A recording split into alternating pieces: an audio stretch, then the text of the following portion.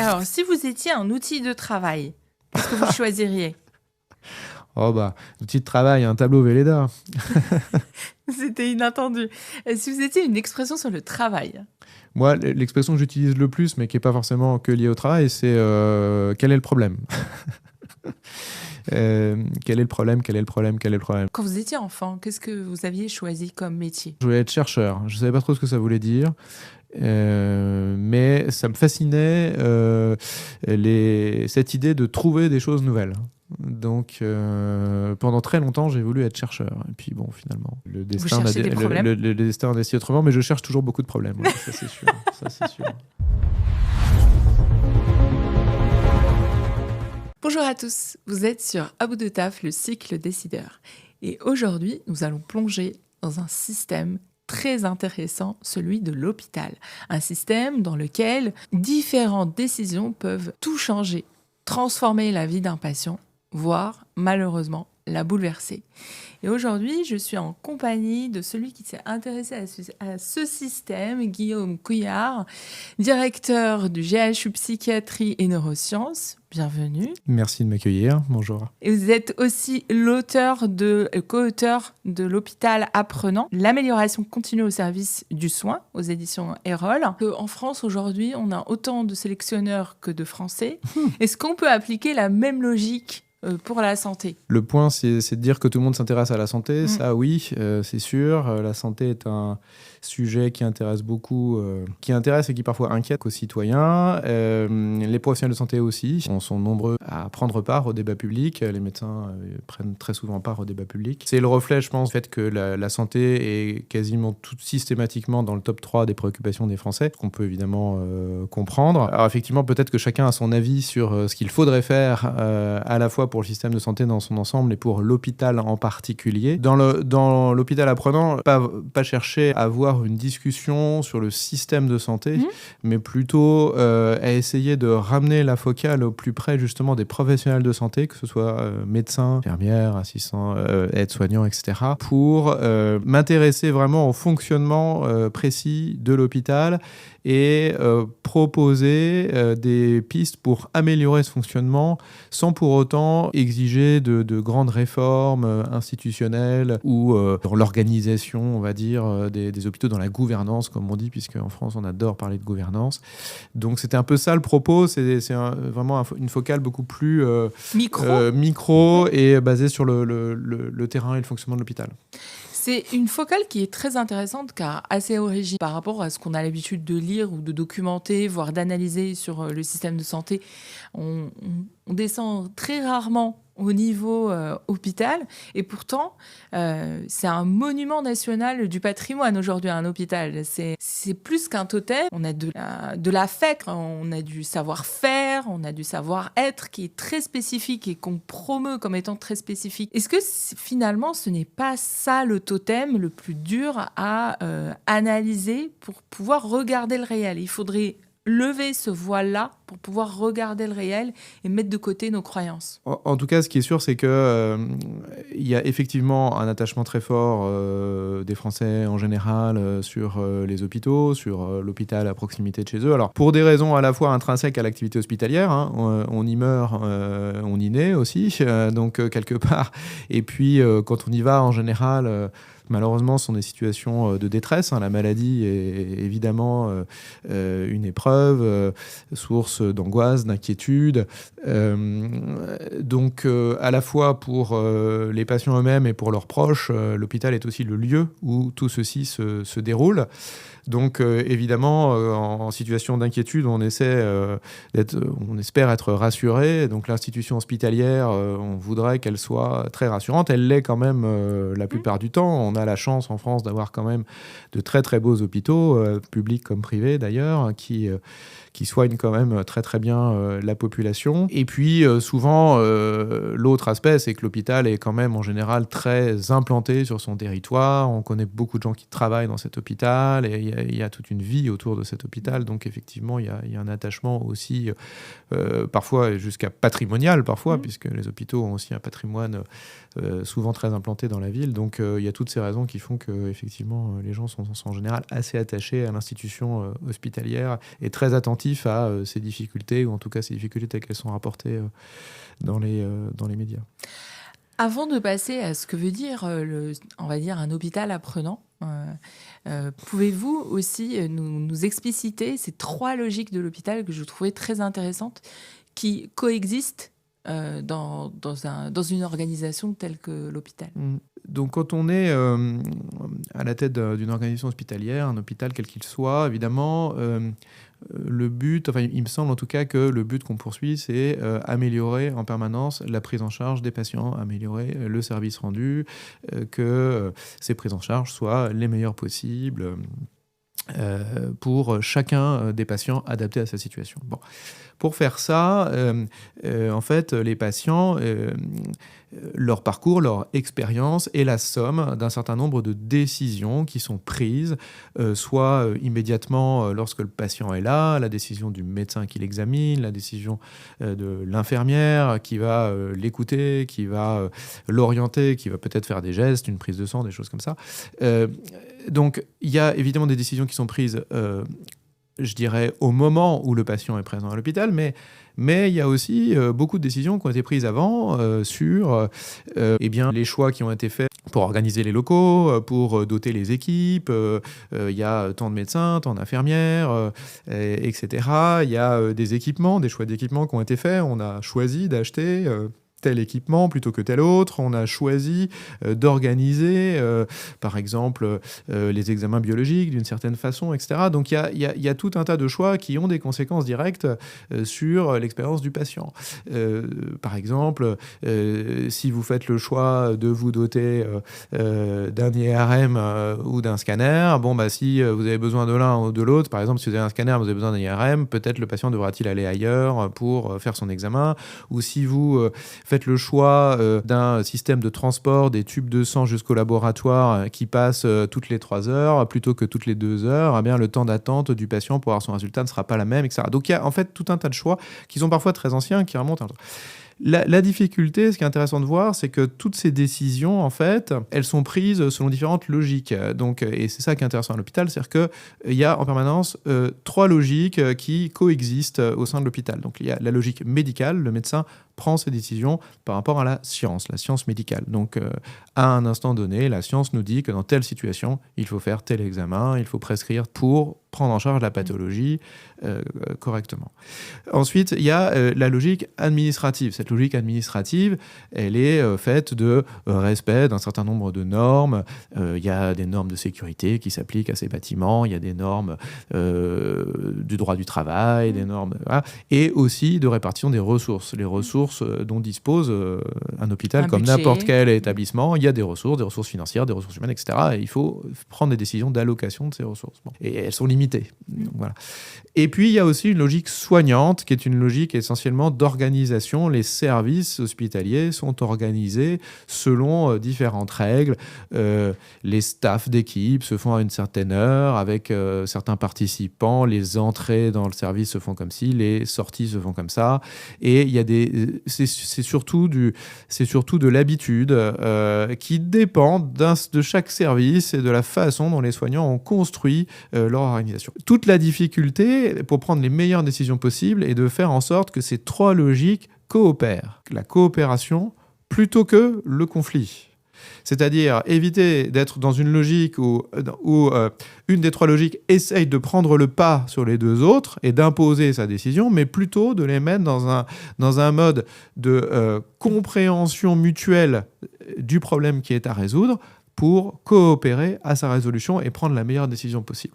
Donc en fait, toute la logique de l'hôpital apprenant, c'est d'essayer d'améliorer les décisions en poussant, en incitant en fait les professionnels à se mettre dans une attitude de résolution de problèmes collective. Donc on essaie de comprendre en fait toutes les situations sous toutes ces facettes et que ces 3 logiques coopèrent pour prendre les meilleures décisions possibles. Ça, c'est de façon un peu macro la logique du livre. Oui, c'est très intéressant parce que d'une certaine manière, avec la crise pandémique, on a vu, on va dire, les extrêmes de l'expression de ce que peut être, par exemple, le principe de prudence, de ce que peut être le fait d'avoir peut-être moins de budget.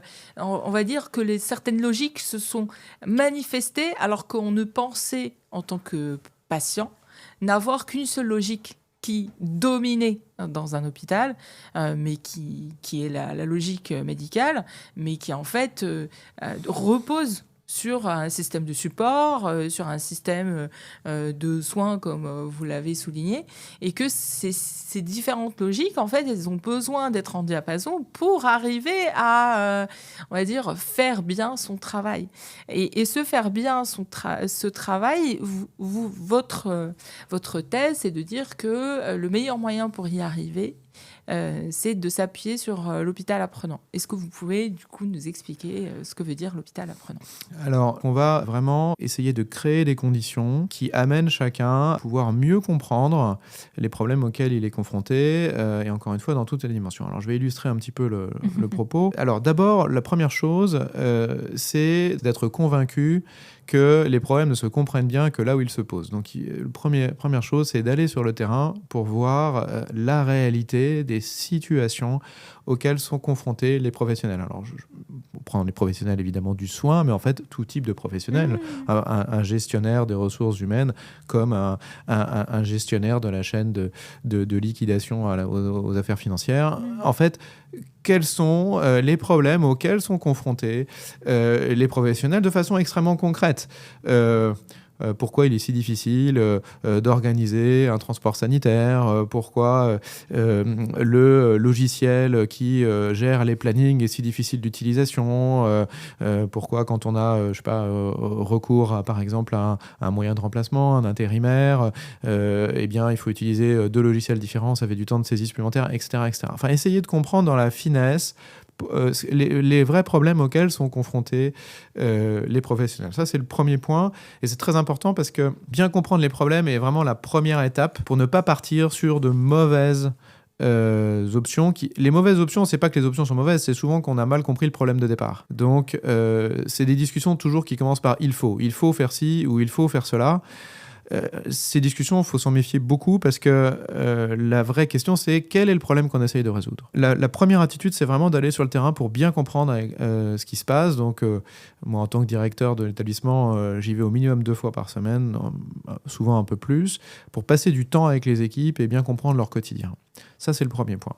Le deuxième point, c'est de créer au sein de l'organisation des espaces de discussion dans lesquels on va donner l'opportunité aux équipes d'apprendre la résolution de problèmes et de se comprendre. Je vais vous donner quelques exemples. Première chose que j'ai demandé aux équipes, c'est de chaque équipe, quelle qu'elle soit, une équipe d'un service de soins comme une équipe d'un service logistique, d'un service administratif, chaque équipe, de prendre une fois par semaine un temps assez court, 15-20 minutes, pour revenir sur une situation qui s'est déroulée dans la semaine qui vient de se passer, une situation dont on aurait préféré qu'elle se passe autrement. Un patient a attendu 2 heures avant d'avoir son examen. On aurait préféré qu'il n'attende pas. C'est pas dramatique, la chose a été rattrapée, mais on se penche sur cette situation-là. Pourquoi le patient a attendu, etc.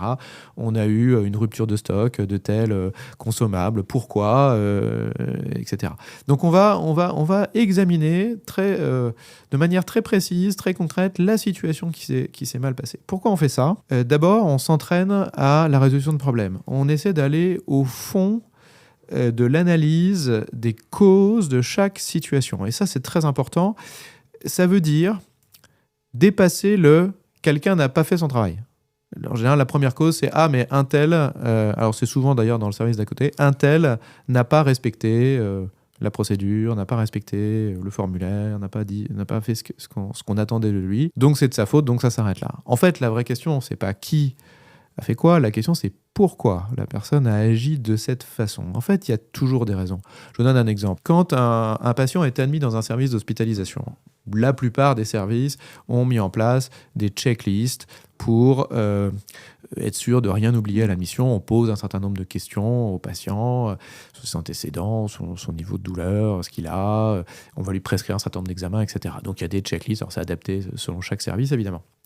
Donc évidemment, la règle, c'est à chaque admission, on va bien sûr au bout de la checklist. L'infirmier qui fait l'admission, avec le médecin, on va au bout de la checklist. Oui, mais en fait, ça dépend des circonstances. Ça dépend de l'état du patient. Il y a des moments, on choisit de ne pas aller au bout en se disant je continuerai demain. Le patient n'est pas en état d'aller juste au bout du questionnaire. La difficulté du métier de soignant est de réconcilier des règles générales, j'ai une checklist et je dois aller au bout, avec des situations particulières. Chaque patient est unique et chaque journée est unique. Donc je prends des décisions en contexte par rapport aux patients que j'ai en face de moi. Alors évidemment, les soignants font ça toute la journée, ils s'en rendent même plus compte. Mais en fait, c'est un exercice extrêmement difficile de prendre. C'est un geste métier très très difficile de faire ça. Et donc, on prend le temps, de temps en temps, de revenir sur, voilà, il y a eu un petit dérapage. Finalement, on s'est arrêté à l'admission, puis on n'a jamais tracé la douleur à l'entrée, par exemple. On aurait dû le tracer, on l'a pas fait, on l'a oublié, etc. Pourquoi ? Donc, et on va examiner tout ça. Donc, c'est intéressant. Alors, pourquoi c'est intéressant ? D'abord, ça donne aux équipes, ça légitime le fait qu'il y a des problèmes et qu'on peut en parler. Deuxième chose, ça libère la parole entre les personnes sur le fait que chacun peut avoir des compréhensions différentes des situations dans lesquelles il se trouve et que c'est plus une richesse, c'est pas un problème. Et puis, donc ça facilite beaucoup les échanges entre les équipes. L'ambiance s'améliore beaucoup parce que les gens osent parler, demander de l'aide, demander tiens, comment t'aurais fait toi, comment tu l'aurais compris, etc. etc. Donc ça libère la parole bien au-delà du quart d'heure qu'on y consacre chaque semaine. Donc ça et puis c'est un espace d'apprentissage. C'est un espace qui est à part de l'opérationnel. Aujourd'hui, la pression sur l'hôpital est grande, les besoins sont importants, il faut sans cesse admettre de nouveaux patients, sans cesse en faire sortir, les plannings sont compliqués, il y a les problèmes de recrutement, etc. Donc, en fait, l'opérationnel, faire tourner les opérations, prend énormément de place dans le quotidien jusqu'à prendre toute la place. Et on n'a plus d'espace pour avoir des espaces d'apprentissage où on se pose un petit peu, on fait un pas de recul et on dit bon, regardons ce qui se passe. Regardons les problèmes auxquels nous sommes confrontés, essayons de mieux les comprendre. Donc c'est un espace d'apprentissage, c'est extrêmement précieux. Donc ça, on fait ça au niveau de chaque équipe. Ensuite, on dégage des espaces d'apprentissage similaires pour des problèmes qui concernent plusieurs équipes. Je vous donne un exemple. Si moi, service de soins, je constate que j'ai des problèmes, par exemple, avec mes prélèvements sanguins. Les prélèvements sanguins sont refusés par le laboratoire pour non-conformité. Si je m'attaquais à ce problème, évidemment, je vais avoir des éléments, des personnes de mon équipe, mais aussi des personnes du transporteur qui transportent les tubes jusqu'au labo, des personnes probablement du laboratoire, et puis sans doute aussi des personnes de l'informatique, parce que tout ça, il y a un système d'information derrière. Donc je vais avoir besoin au moins ces 4 équipes pour pouvoir me pencher réellement sur le sujet, pour essayer de comprendre quel est le problème. Donc on va créer des espaces, alors de 2 types, je ne vais pas forcément entrer dans le détail, mais des communautés de pratique. Donc communauté de pratique, c'est nous on le fait, on donne l'occasion de le faire une fois par mois, 1 heure, où les équipes peuvent partager leurs apprentissages. Tiens, j'ai compris quelque chose, je t'en fais part. Ou peuvent partager une problématique qu'ils ont en commun. Et se pencher dessus. Donc, je vous ai donné l'exemple des prélèvements sanguins, mais ça peut être, par exemple, dans une des communautés de pratique, des équipes avaient décidé de s'intéresser à la question de l'accueil des visiteurs. L'accueil des visiteurs concerne la sécurité, les gens qui sont à l'accueil et les gens des services de soins. Et puis là, on va se heurter à l'organisation des services selon les horaires, etc. Donc, discussion intéressante entre les équipes sur comment est-ce qu'on fait pour que les visiteurs soient bien accueillis, qu'ils n'attendent pas trop, etc., etc. Donc, on peut trouver des sujets d'intérêt commun. Et puis, quand on a vraiment des processus qu'on a envie de décortiquer, on fait des ateliers particuliers qui peuvent durer 2 ou 3 jours, dans lesquels on va vraiment mettre tous les gens concernés par le sujet. Par exemple, le sujet de la biologie que je mentionnais à l'instant. On va décortiquer le sujet pour bien en comprendre les causes. Et puis, le dernier niveau, c'est au niveau de tout l'hôpital, d'obliger la transparence. Donc, toutes les directions support, lorsqu'elles envisagent de faire des changements importants dans l'hôpital, un changement de logiciel, un changement de mode d'approvisionnement, un changement, je ne sais pas moi, de mode d'organisation de la maintenance. Elles annoncent ces changements, elles les partagent avec les autres directions pour essayer d'en anticiper au maximum les conséquences, pour éviter en fait les effets silos. Alors les effets silos, c'est un sujet bien connu des grandes organisations. L'effet silo, c'est on prend la décision en fonction de son périmètre, en minimisant les conséquences de la décision sur les autres périmètres. Donc, je vous donne un exemple. Moi, je suis la direction de la maintenance. Je décide que pour faire une demande d'intervention de la maintenance, je vais demander désormais, c'est plus un coup de fil, c'est plus un coup de téléphone, c'est remplir une fiche sur l'informatique.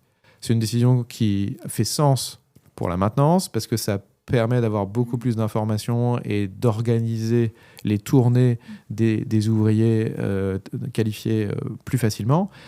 Mais évidemment, c'est pas tout à fait pareil pour le cadre de santé qui, lui, va prendre plus de temps que le coup de fil pour remplir le sujet, le formulaire informatique sur lequel il va se poser des tas de questions sur les différents champs qui sont là et il va avoir du mal à remplir et ça va être imprécis, il va y avoir des échanges, etc. Donc, il faut vraiment...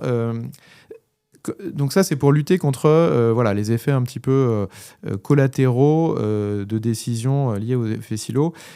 Les gens prennent des décisions, c'est pas qu'ils ignorent que leur décision a des conséquences sur les autres, c'est qu'en général, ils se trompent sur ces conséquences. C'est-à-dire qu'ils les minimisent. Je reste dans l'exemple de la maintenance. On est en hiver, un radiateur cassé. Un radiateur cassé, la maintenance peut considérer c'est pas très grave. J'irai quand il y aura plusieurs interventions de plomberie, j'irai. Et puis, un radiateur... En fait, pour le service, ça peut être dramatique parce qu'un radiateur cassé, potentiellement, c'est une chambre de fermée. Une chambre de fermée, ça perturbe tout le fonctionnement du service. Et voilà, donc on a des vraies conséquences. Donc, c'est pas qu'ils ignorent qu'il y a des conséquences, c'est qu'on se trompe sur la nature de ces conséquences. On crée ces espaces dans l'organisation pour que les gens en fait se mettent d'accord sur leurs problèmes. C'est la clé de tout ça, c'est arriver à ce que les gens se mettent d'accord sur leurs problèmes, c'est-à-dire sur toutes les composantes du problème, pas seulement la partie que je vois moi, toutes les composantes du problème, et d'essayer vraiment d'en analyser très profondément les causes. Éviter en fait la décision hâtive, parce que basée sur une compréhension trop partielle de la situation peut, entre guillemets, passez-moi l'expression, taper à côté et générer d'ailleurs d'autres conséquences parce qu'on n'a pas bien compris quel était le sujet qu'on voulait traiter. Je termine en disant que, vous voyez qu'en faisant ça, je change à rien à l'organisation, aux organigrammes, au rôle et responsabilités de chacun. Les procédures restent là, les rôles et responsabilités restent là, chacun doit décider à son niveau ce qu'il doit décider. Il n'y a pas de changement là-dessus. C'est pas une grande réforme de l'organisation ni de la gouvernance. On partage les sujets. Et en fait, en faisant ça, comme dans l'ensemble, les gens veulent vraiment que ça fonctionne mieux, en réalité, rien que de partager les problèmes, ça améliore le fonctionnement parce que les décisions sont meilleures. C'est une forme de travail sur le travail. Et en plus organisé, parce que pour le coup, j'ai entendu 15 à 20 minutes pour le fait de pouvoir partager certaines situations particulières. J'ai entendu une fois par mois 1 heure pour la communauté de pratique ou des modèles de choix thématiques pour de la coopération. Donc effectivement, d'une certaine manière, on aurait l'impression que ça coûte pas beaucoup en termes de moyens, c'est le fait de se réunir pour pouvoir travailler sur un sujet, mais ça demande aussi des compétences particulières. Quand vous l'avez mise en place, comment vous avez accompagné les personnes pour pouvoir résoudre ces problèmes? Est-ce que ça demande quand même une forme d'analyse, d'écoute? Vous l'avez décliné tout à l'heure, mais pour arriver à ça, est-ce que c'est jouable? Alors oui, c'est jouable. Est-ce que c'est facile? Non, c'est pas facile. Est-ce que ça nécessite beaucoup de moyens? Pas vraiment. Mais oui, il y a un enjeu de formation parce qu'on demande en fait à l'ensemble des personnes qui sont en situation de responsabilité, à tous les niveaux de l'organisation, de changer de posture, de changer de regard en fait. Et ça, c'est assez difficile. C'est assez difficile parce que pour plein de raisons. Je vais vous donner quelques exemples. Je disais tout à l'heure, la première chose, c'est commencer par reconnaître que la réalité des problèmes ne se voit que sur le terrain. Donc, il faut aller voir sur le terrain comment ça se passe. Aller voir sur le terrain peut mettre certaines personnes dans des situations de stress. Qu'est-ce qui se passe s'il me pose des questions auxquelles je ne sais pas répondre? Je suis directeur de je ne sais quoi. Si je n'ai pas la réponse à la question qu'on me pose, qu'est-ce qu'on va penser de moi, etc. Enfin, il peut y avoir... Et c'est parfaitement compréhensible. Hein, vraiment, il faut bien comprendre le point. C'est compréhensible. Même le cadre de santé peut dire, si j'anime ma petite réunion de 15 minutes, là, qu'est-ce qui se passe si l'équipe m'apporte un problème auquel... je ne sais pas quoi dire, je ne sais pas ce qui s'est passé, etc. Je suis en difficulté. Évidemment, ça dépend des personnes. Il y a des personnes qui vont trouver ça parfaitement facile, naturel et même plutôt relevant d'une dynamique positive. Voilà. Et des personnes qui vont être en difficulté. Et ça, faut le reconnaître, le voir et l'accepter parce que c'est la réalité des choses. Donc, pour accompagner ces changements, effectivement, c'est un peu de formation. Il y a quand même des outils. Donc là, j'ai parlé un petit peu des rituels, des moments dans l'espace et dans le temps qu'on consacre à ça. Il y a quand même des outils. Alors, ce sont des outils assez simples dans leur forme, mais pas si simples que ça à utiliser. Donc, je reviens sur mes réunions d'équipe hebdomadaires. L'outil qu'on propose, on en propose plusieurs, enfin celui qu'on propose principalement, c'est un bête tableau à 5 colonnes où on dit, voilà, la date, ça s'est passé tel jour, problème, cause, contre-mesure et effet de la contre-mesure. Donc, vous voyez, c'est pas quelque chose d'extraordinairement compliqué. Pourtant, l'expérience prouve qu'il faut être précis dans l'utilisation de cet outil, éviter des écueils du type mettre des problèmes de façon générique. Par exemple, j'évoquais tout à l'heure une situation, peut-être un patient qui a attendu 2 heures à avoir son examen. Au lieu de dire ça, de dire problème attente des patients. En général, dans toutes les situations. Alors ça, effectivement, c'est compliqué parce que, en fait, ça peut recouvrer plein de situations différentes. Donc voilà, il y a quand même une éthique. En tout cas, il y a une utilisation juste de l'outil, il y a une précision dans l'utilisation de l'outil, mais l'outil est quand même très aidant pour faire le geste, le changement de regard, passer, on va dire, d'une recherche de décision unilatérale à un mode de résolution de problèmes coopératifs. C'est vraiment ça le mouvement qu'on essaye de faire. Donc, il faut faire des formations et puis accompagner aussi les gens in situ. C'est vraiment de la formation au poste de travail. C'est vraiment au cours de la pratique, en fait, en réalité, que ça se joue. Dans mes visites sur le terrain, il y a toujours plusieurs temps dans les visites sur le terrain. Il y a un temps d'abord de remerciement des équipes, de reconnaissance du travail et de remerciement des équipes, bien sûr. Il y a un temps, on va dire, de discussion sur les problèmes et de compréhension des vrais problèmes auxquels ils sont confrontés.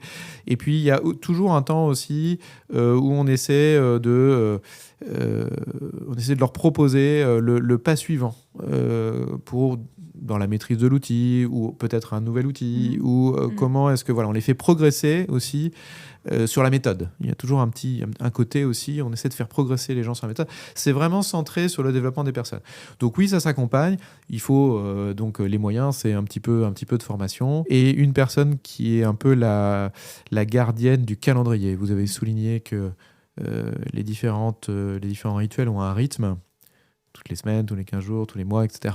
Et il faut qu'une personne s'assure que ce rythme soit réel, soit effectif. Respecté, parce que c'est vraiment dans ce rythme-là que ça va progresser, qu'on va progresser, en fait. C'est le fait que ça revienne, que l'ensemble de l'organisation progresse et se met progressivement dans cette nouvelle manière de regarder les choses. Vous êtes dans une entité qui est plutôt liée à la psychiatrie. Y a-t-il des spécificités par rapport à ce parcours de soins ? L'hôpital psychiatrique n'est pas très différent d'un autre hôpital d'un certain point de vue, puisque il y a des lits, il y a des patients, il y a des fonctions subsidiaires, tout ça est très banal. Voilà. Il y a quelques spécificités de la psychiatrie. Une des spécificités, c'est que la psychiatrie est une discipline qui est extrêmement ambulatoire. C'est-à-dire qu'il y a beaucoup l'écrasante majorité chez nous, c'est 85% des prises en charge se font exclusivement en ambulatoire, donc sans hospitalisation. Donc on a beaucoup de sites qui sont que ambulatoires, donc on fait de la consultation, éventuellement des hôpitaux de jour, mais beaucoup de consultations, de groupes thérapeutiques, de choses comme ça. Ce qui veut dire en général du multisite, c'est massivement multisite. Donc il y a beaucoup de petits sites, ce qui pose quelques enjeux en termes de logistique, de maintenance, etc. Et donc c'est cette problématique ambulatoire plutôt que d'hospitalisation. Donc ça c'est une spécificité. Et sinon c'est une discipline qui est assez peu consommatrice de ressources techniques. Il y a peu d'examens. Enfin c'est pas très consommateur d'équipement. Il faut un petit peu d'imagerie, mais il y a pas, c'est pas une discipline extrêmement consommatrice de ressources. Alors, Je suis un peu simplificateur quand je dis ça, parce qu'il y Non, a mais il y a quelques d'autres, thérapeutiques, mais voilà. C'est une discipline qui est quand même très clinique, très clinique, basée sur l'expertise clinique, la psychiatrie. Mais sinon, fondamentalement, un hôpital psychiatrique est un hôpital. D'ailleurs, dans le livre Hôpital apprenant, on ne fait pas de différence entre... on parle d'un hôpital en général. Mais ces derniers temps, en raison de la grande cause nationale de santé mentale, qui est prolongée aussi pour 2026, il y a eu un coup de projecteur sur les situations des personnes, des patients, mais aussi des professionnels de santé mentale, dont la psychiatrie. On rappelle que la santé mentale, c'est pas que la psychiatrie, mais dont la psychiatrie. Est-ce que vous voyez, vous, sur le terrain, avec ce coup de projecteur, des changements de perception, que ce soit des patients ou même des professionnels? En tout cas, nous, évidemment, on a trouvé que c'était une très très bonne idée de choisir la santé mentale comme grande cause nationale cette année, et puis on se réjouit évidemment que ce soit prolongé pour l'année prochaine. Là, bon, je parle à titre personnel, mais moi, ce que je trouve extrêmement positif dans cette grande cause, c'est d'accompagner un mouvement qui avait déjà commencé, mais qui amplifiait de libération de la parole autour des troubles psychiatriques. Et ça, c'est extrêmement important. Les troubles psychiatriques souffrent encore, malheureusement, d'une certaine forme de tabou. On a parfois un peu de mal à en parler. C'est difficile de dire « je vais voir un psychiatre ». Voilà, ce sont des troubles dont on a du mal à parler ou qui peuvent susciter un regard chez l'autre qui peut être difficile à vivre pour les malades. C'est ce que disent les malades d'ailleurs. Ils parlent de double peine. Ils disent voilà, j'ai ma pathologie et en plus je dois vivre avec parfois certaines remarques, certains regards. Donc de ce point de vue-là, les choses ont quand même bien évolué très positivement ces dernières années. Alors, il y a antérieurement à la grande cause, beaucoup de prises de parole de personnalités publiques, journalistes, sportifs, artistes, qui ont parlé de ces sujets-là, et ça c'est très positif. C'est très positif parce que, alors, outre le vécu des malades et donc cette stigmatisation de la psychiatrie, c'est aussi un vrai frein à l'accès aux soins. C'est-à-dire que c'est aussi une des raisons, pas la seule, mais c'est aussi une des raisons qui peut expliquer la difficulté d'aller voir, d'aller consulter et donc d'aller jusqu'au diagnostic. Et tant qu'on n'a pas posé un diagnostic, c'est quand même très très difficile d'avoir la prise en charge. Donc le retard diagnostique qui se compte en années, en moyenne en psychiatrie, c'est un vrai sujet. Le regard sur les pathologies psychiatriques qui évolue dans le bon sens, c'est une très bonne chose aussi pour cette raison-là. Je pense que la grande cause y contribue beaucoup. C'est devenu un sujet dont on parle beaucoup. Il y a une campagne de communication, mais pas que ça, en entreprise aussi, santé mentale et travail, des choses qui sont faites. Donc ça c'est très positif. Alors après, évidemment, on peut toujours regretter qu'on pourrait toujours espérer plus. Non, voilà. Mais en tout cas, voilà, je trouve que ça, c'est le côté très positif qui est pas du tout anecdotique. C'est un vrai sujet. Et est-ce que, d'une certaine manière, c'est pour ça que je trouve qu'il y a un lien, est-ce que ça aide même les professionnels à se sentir reconnus? Est-ce que, d'une certaine manière, pour les professionnels, alors qu'il y avait un stigmate et le fait de travailler sur un sujet aussi tabou, ça les aide aussi à se dire, voilà, la société reconnaît leur travail et leur accompagnement auprès des patients? Je ne peux pas parler au nom de tous les professionnels, je pense que oui. Je pense que ce mouvement, certaine forme de, on dit souvent déstigmatisation ou normalisation, je ne sais pas, enfin en tout cas, est positif aussi pour les professionnels, bien sûr. Non, je vois beaucoup d'aspects positifs à ça. Après, la réalité aussi, faut quand même reconnaître qu'aujourd'hui, la psychiatrie, si je parle globalement sur notre pays, dans notre pays, est quand même dans une situation difficile. Il y a beaucoup d'inégalités au niveau des territoires. C'est vrai qu'il y a des énormes... Enfin, le principal problème reste un problème de ressources humaines, ça c'est sûr, notamment médicales, pas que, aussi infirmières, soignantes. Donc ça reste quand même un grand sujet et un motif de préoccupation. Très bonne transition, on va dire, malheureusement, les questions d'attractivité et de fidélisation. Analyser le travail, c'est bien, mais est-ce qu'on peut analyser les conditions de travail et comment on peut aider les travailleurs d'une certaine manière à se sentir dans une prise en main de leurs conditions de travail et non pas se dire c'est comme ça, on n'a rien à faire. Vous en parlez dans le livre avec pas mal de franchises et en plus de statistiques sur le sujet. Comment vous amenez cette prise de pouvoir d'agir sur les conditions de travail ? Alors, donc on revient au quotidien de l'hôpital et au fonctionnement de l'hôpital. Peut-être 2 éléments de réponse sur cette question plus précise de attractivité et fidélisation des professionnels. L'un des objectifs de la démarche est, je l'ai dit tout à l'heure, c'est de placer les gens dans les meilleures conditions possibles pour décider ce qu'ils ont à décider. Donc évidemment, c'est la compréhension, comme je l'expliquais, la compréhension collective des problèmes et la coopération à leur résolution. Mais ça commence en fait par la maintenance des systèmes. C'est-à-dire, en gros, faire en sorte que les choses fonctionnent. Les énormes qualités des soignants font qu'ils arrivent à contourner toutes les difficultés et à mettre en place des solutions de rechange, des solutions alternatives.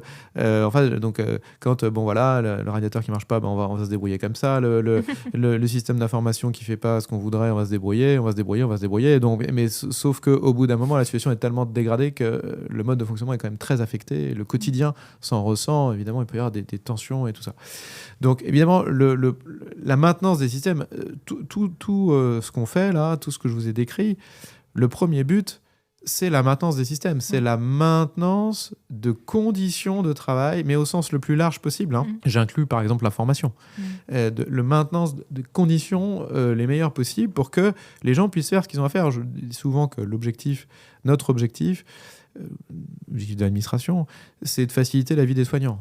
Alors, il y a plein de fois où on n'y arrive pas, il y a plein de fois où on fait même l'inverse, c'est dommage, mais ça doit être quand même la boussole, c'est-à-dire que c'est vraiment ce qu'il faut qu'on essaye de faire, et donc essayer d'intervenir à chaque fois, leur donner les meilleures conditions pour justement éviter ce que je disais juste à l'instant, c'est-à-dire l'empilement des solutions de contournement qui finissent par dégrader tellement le quotidien que ça en devient vraiment très, très pesant, et puis ça finit par nuire au fonctionnement du service et à la prise en charge des patients. Donc la maintenance des systèmes, c'est un premier point, c'est le but. En faisant de la résolution de problèmes permanente et continue sur toutes les situations, sans relâche, revenir sur tous les problèmes qui se posent, les traiter un par un, les traiter. Normalement, ça améliore quand même au bout d'un moment. Je vais vous donner un exemple. Je vous ai dit tout à l'heure, la psychiatrie, en général, ça donne des hôpitaux assez multisites. Il y a beaucoup de sites, y compris de sites d'hospitalisation. Au GHU Paris, le principal site d'hospitalisation, c'est Sainte-Anne. C'est là où sont basés la plupart des services supports. Mais j'ai 5 autres sites dans Paris d'hospitalisation. Le problème de ces sites d'hospitalisation, c'est qu'ils ont aussi des besoins de maintenance, etc. Mais les services supports ne sont pas basés sur ces sites, donc ils sont loin. Et donc, il y a des temps de trajet, donc c'est compliqué. Et les interlocuteurs sont loin. Et donc, ça génère quelque chose qui est très simple et que tout le monde comprend très bien, c'est de l'incompréhension. C'est-à-dire que les gens ne se comprennent pas. Résultat, les problèmes restent non résolus pendant beaucoup plus longtemps que lorsque on peut finalement se réunir devant le problème avec le technicien concerné et se dire voilà quel est le sujet. Donc, simplement en instituant une petite routine que régulièrement... On a commencé toutes les semaines. Maintenant, on n'est plus à toutes les semaines, plutôt tous les mois. Mais les représentants, les directions, support, les travaux, la maintenance, l'informatique, la logistique vont sur site, discuter avec les soignants de la réalité de leurs problèmes et les prennent un par un. Ça a fait dégonfler le nombre de sujets en instance de traitement de manière spectaculaire. Donc ça améliore vraiment beaucoup, simplement en travaillant sur l'interface de communication entre les services support. Donc ça, c'est un premier élément, la maintenance, maintenir des bonnes conditions. Deuxième élément, je l'ai déjà évoqué tout à l'heure, donc j'y reviens pas, mais ces routines de discussion autour des problèmes simplifient beaucoup la parole et les échanges. Ça a l'air de rien, mais demander de l'aide, par exemple. Oui, c'est de la sécurité psychologique. Voilà, c'est quelque chose, c'est de la sécurité, on se sent en confiance, on se sent soutenu et on reste pas avec son problème dans son coin. L'infirmier qui arrive dans un service, un nouveau service, une nouvelle spécialité, qui dit ah bah je me souviens plus très bien, je maîtrise plus très bien ce type de pansement complexe, est-ce que tu peux me réexpliquer, plutôt que de rester avec sa difficulté à dire oh là là, je sais pas bien comment faire. Hein. Donc voilà. Donc ça libère la parole, ça crée de la sécurité. Et puis après, il y a un troisième élément de réponse. Bon, évidemment, quand même, quand on a des difficultés de recrutement, évidemment, l'institution, l'hôpital se dit comment est-ce que je peux faire pour essayer de plus recruter. Alors, on l'a eu très fort après le Covid, vous le savez, il y a eu des difficultés de recrutement infirmiers vraiment très fort. Et donc, la difficulté, c'est que cette réalité s'impose à nous. S'impose. En tant qu'hôpital, je constate que le marché du travail infirmier, il n'y a plus personne dessus, il n'y a plus d'infirmiers qui... Voilà. Et mes moyens d'action sont limités. Je suis un hôpital public, je recrute selon les grilles de la fonction publique, les règles sont ce qu'elles sont, le marché du travail est ce qu'il est, etc. Donc mes capacités d'action sont limitées. Donc ce qu'on fait dans ces cas-là, c'est qu'on crée des groupes ad hoc, on appelle ça nous des task force en bon français. En fait, ce sont des groupes où on va mettre des volontaires qui veulent s'intéresser à ce sujet. Et qu'est-ce qu'ils vont faire ? Ils vont pas résoudre le sujet parce qu'on ne sait pas résoudre le sujet. Par contre, on peut le découper en plus petits sujets et faire des propositions pour traiter chaque sujet. Par exemple, je ne sais pas, par miracle, faire apparaître des candidatures infirmières sur mes postes, mais en revanche, je peux travailler à améliorer la qualité de l'accueil des stagiaires, des élèves infirmiers dans mes services pour leur donner envie de revenir. Je peux améliorer la qualité d'accueil de nos arrivants. Je peux améliorer la notoriété de l'hôpital dans les instituts de formation infirmière, etc. Et pour faire ça, je vais proposer des choses et on va tester et on va, comme ça, au fil des mois, réduire un petit peu la difficulté sur les difficultés de recrutement. Donc ça, c'est une modalité aussi qui permet de traiter des situations dont les déterminants dépassent l'hôpital lui-même, mais sont plus larges. Donc voilà, pour toutes ces raisons, comment on essaie d'améliorer le quotidien des soignants. Avant de passer au questionnaire de Proust, est-ce que vous avez un très bon souvenir parce qu'on parle de problèmes, mais est-ce que vous voulez bien nous partager un très bon souvenir que vous avez pu vivre à la direction de ce GHU ? Alors, je sais pas, ce sera difficile, mais moi, en tout cas, je suis toujours, très impressionné par les échanges que je peux avoir avec les soignants. J'en ai beaucoup, puisque je vais beaucoup dans les services. J'ai beaucoup d'estime et d'admiration pour ce qu'ils font au quotidien. Et je suis toujours très impressionné aussi par leur engagement, leur implication. Ils font un métier difficile. On est confrontés quand même, ils sont confrontés à la détresse. Parfois à la très grande détresse et dans des conditions qui sont ce qu'elles sont, qu'on essaie de faire les meilleures possibles, mais voilà. Moi je suis toujours très admiratif de leur travail et j'en retire beaucoup de positif. Voilà. Donc je sais pas un exemple précis, mais c'est une impression globale. Non, mais je trouve qu'il y a un optimisme quand on les côtoie. Ouais. Qui est contagieux d'une certaine manière. Il y a quand même des trésors d'humanité dans ces services.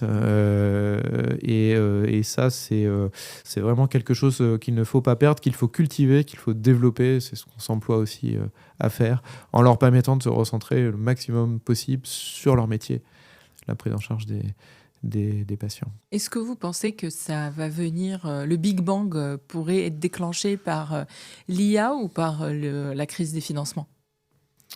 Alors, moi, je ne suis pas trop un adepte des Big Bang. Enfin, je crois assez peu au Big Bang. Oui, on l'a compris.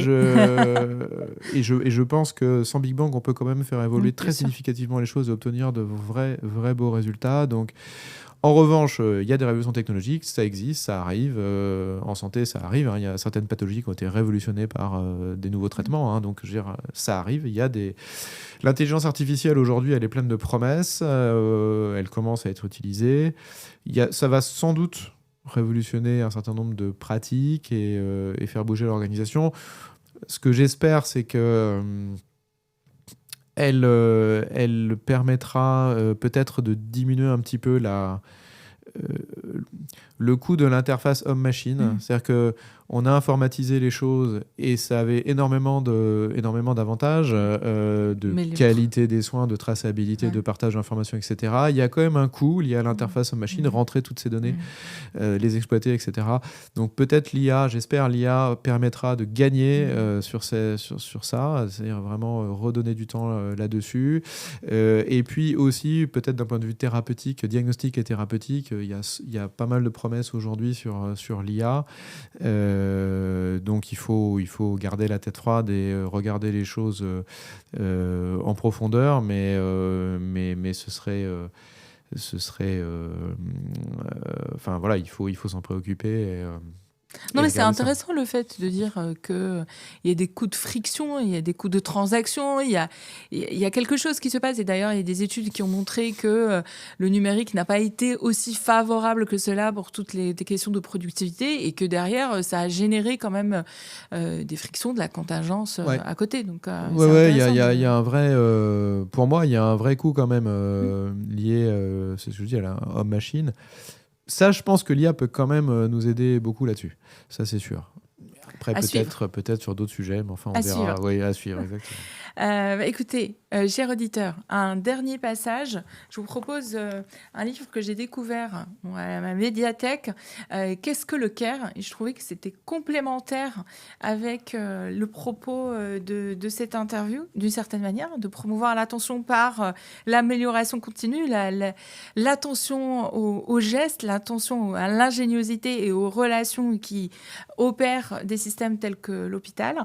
Alors, je lis. Les différents aspects du care, habituellement dissociés, retrouvent leur place et leur signification une fois que le care, comme processus, est identifié à partir de son importance générale et générique pour l'entretien d'une vie humaine.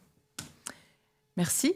Et n'oubliez pas d'activer la cloche, de vous abonner, de laisser des pouces bleus, comme on dit sur YouTube, et surtout de partager l'épisode autour de vous pour remercier notre invité d'avoir participé au podcast À bout de taf pour le cycle décideur. Merci à tous.